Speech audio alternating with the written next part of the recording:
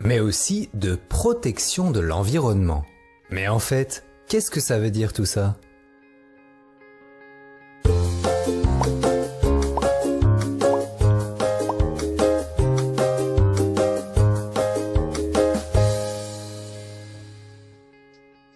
Pour commencer, il faut se rappeler que nous vivons sur la Terre.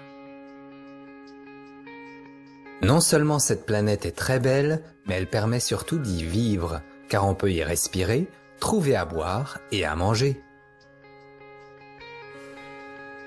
Elle n'est pas trop grosse, ni trop petite, pas trop chaude, ni trop froide, bref, elle est idéale pour y vivre. Il existe d'autres planètes qui pourraient lui ressembler, mais elles sont tellement loin qu'on ne pourra jamais y arriver. Nous n'avons donc que cette planète. Sur cette planète, nous sommes tout petits, et pourtant, nous lui en demandons beaucoup. Il nous faut de l'eau, de la nourriture, des matériaux pour construire plein de choses, du pétrole pour les voitures, du bois et beaucoup d'autres choses encore.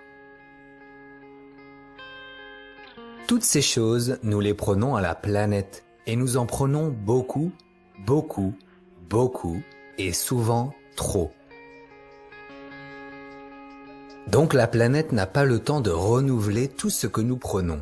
Les forêts n'ont pas le temps de pousser, les animaux n'ont pas le temps d'être plus nombreux, l'eau potable diminue, etc., etc.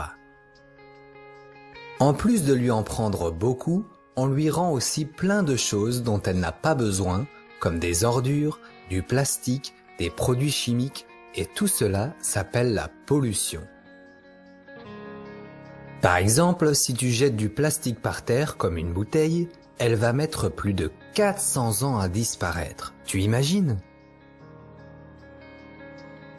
Tout ce plastique se retrouve alors un peu partout, surtout dans la mer, mais aussi dans nos assiettes.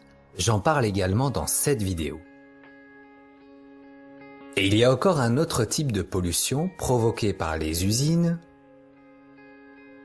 les voitures, les avions et plein de choses encore qui rejettent dans l'air un gaz invisible. C'est le gaz à effet de serre. Lorsqu'il y a trop de ce gaz dans l'air, notre air se réchauffe de plus en plus. C'est le réchauffement climatique.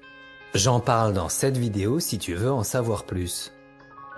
Alors les glaciers fondent, le niveau des océans monte, il y a de plus en plus de risques naturels, les terres deviennent arides et les humains ne peuvent plus rien y faire pousser. Tout ça fait qu'aujourd'hui, il y a de moins en moins d'animaux, de moins en moins d'insectes, les humains tombent plus souvent malades, etc. Je pense que tu l'as compris, il est temps de faire quelque chose et heureusement, nous pouvons encore faire quelque chose. Mais comment protéger l'environnement qui nous entoure? Tout d'abord, il y a des choses pour lesquelles tu ne peux pas faire grand-chose. Les personnes qui dirigent les pays dans le monde doivent protéger la planète et parfois, elles ne font pas ce qui est nécessaire. Mais toi aussi, tu peux faire plein de choses au quotidien pour protéger la planète, les animaux et les autres êtres humains.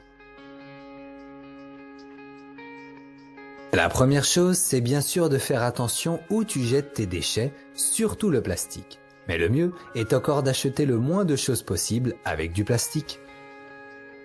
Tu peux faire attention à l'énergie que tu consommes en éteignant les appareils électriques que tu n'utilises pas.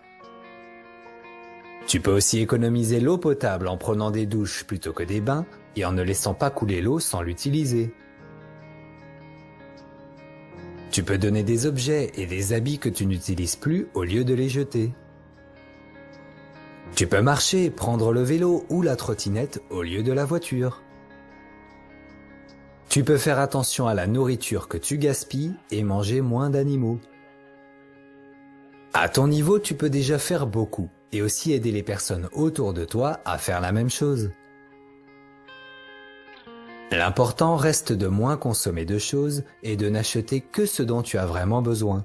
Ainsi, la Terre aura le temps de se renouveler et pourra nous fournir ce dont nous avons besoin plus longtemps.